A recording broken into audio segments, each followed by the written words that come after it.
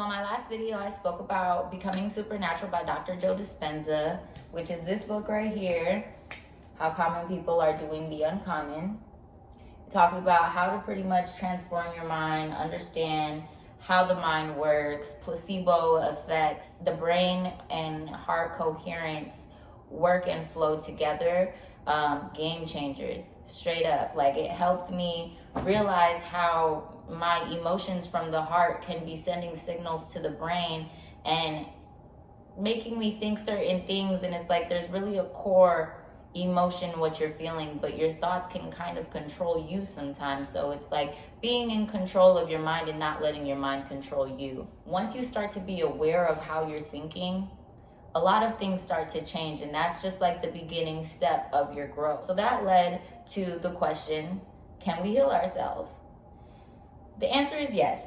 And how we do that is don't let any thought slip by you that you don't want to experience.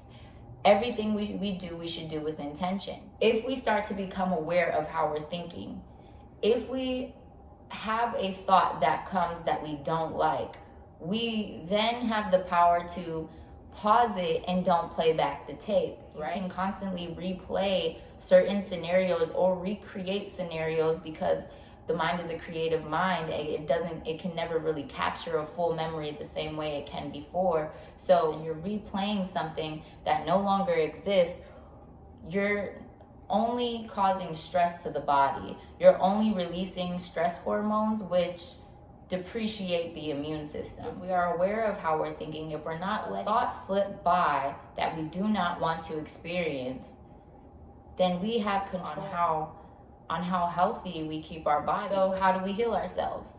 Well, every organ in our bodies has the ability to heal itself being under the right conditions or the right environment. So a lot of things play into effect. Air, water, environmental things, the food that we put into our bodies. A lot of our ancestors or people from way before us have been using herbs and certain foods that come from the earth to heal the body. If we have all of these resources that down to earthing, okay, and earthing is crazy. I watch a lot of documentaries, y'all. Like, earthing, it's really a thing. It's called grounding or earthing, but there's a book and a documentary called Earthing, and it's talking about how you ground and ground yourself to heal the body. Now, there's things like that out here, right? Because most of the time, like, what our body is lacking is the thought process and the correct things going into our body to be able to fight things off correctly. So one of the things we'll start to ask ourselves during the self-healing journey would be, where do I start? How do I start to understand how powerful the mind is? Okay, well, I mean, every man and woman is the architect to their own healing and their own destiny. That's what Buddhists have been teaching for a really long time. It's really all about your inner environment and how to create a healthy inner environment. And it also starts with meditation. Meditation is something that I picked up off of quarantine. I dibbled and dabbled with it like every now and then, but I think I was thinking that meditation was a little bit more deep than it really had to be. Like, I thought like I had to completely clear my mind, be in completely quiet space. What it's really about is how you can quiet the mind, clear your thought process, and listen to the present moment. Be still enough to listen and connect to the universe. There's 3 big main energy centers: brain, heart, intestines. But in all reality, there's really 7. There's root chakra, which is like here. And then there's your sacral, which is below the navel. And then there's your solar plexus, which is like intestines, your heart chakra, your throat chakra, or energy center, your third eye chakra, and your crown chakra, right? All 7 play a part. And if one is off balance, or if one is blocked with some type of emotional trauma, it's going to be hard for you to flow and align those frequencies of whatever you're trying to receive from outer world to come back to you. So be still and listen to what the fuck going on, because your body will tell you. The more you get in tune with self, the more you meditate and listen to what's going on, is when things will start to flow, things will start to connect.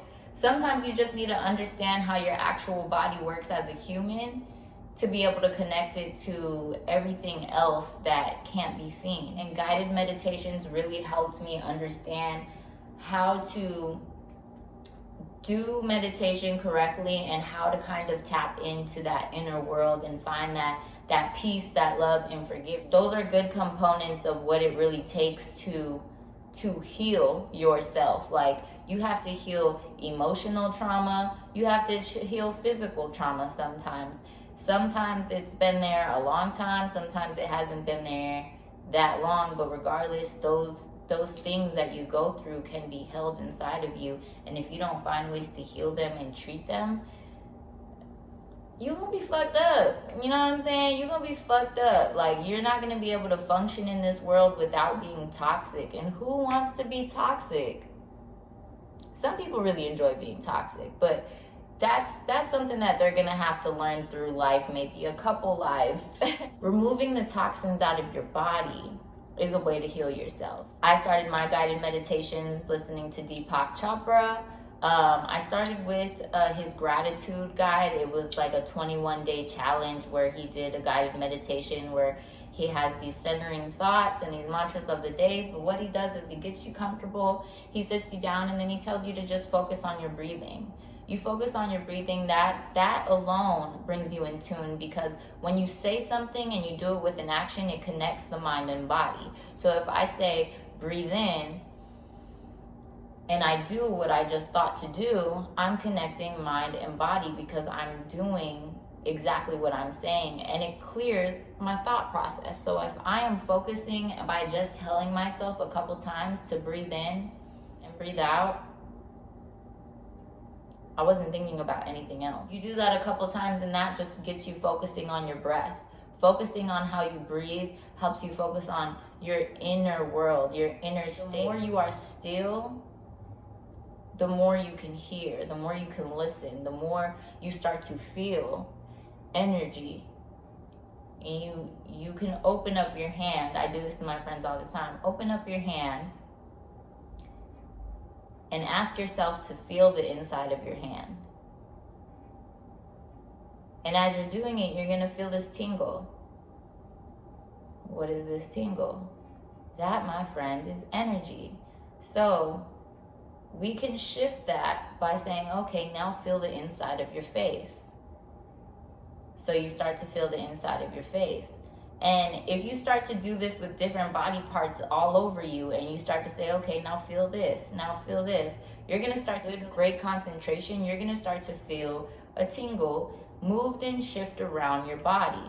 Now you could do that the same way by moving those that energy field, or moving that tingle, or asking yourself to feel certain parts of your body by moving it to your energy centers. And when you start to feel those tingles flow all the way through, you're doing something good. You're doing something real good, and things are happening. Like, that is a step in itself of controlling your mind to help yourself. And you being in tune with how your body is, then you can start to say, okay, now let's feel around my body. Let's feel the energy around the body, on top of the head. Let's feel the crown chakra. When you start to feel that energy surround you, you're changing your brain frequency. You're tapping into something else. Our brain frequency in Becoming Supernatural by Dr. Joe Dispenza, it says we start at beta. I think it goes into alpha, theta, then gamma. Once your brain waves are at gamma, you've reached a high state of frequency level that is tapping you into supernatural things. So we can really get there, but how it all goes back to concentration. You have to put practice into play. It's like building a habit. It takes what do they say, 21, 30 days to build a habit or to break a habit.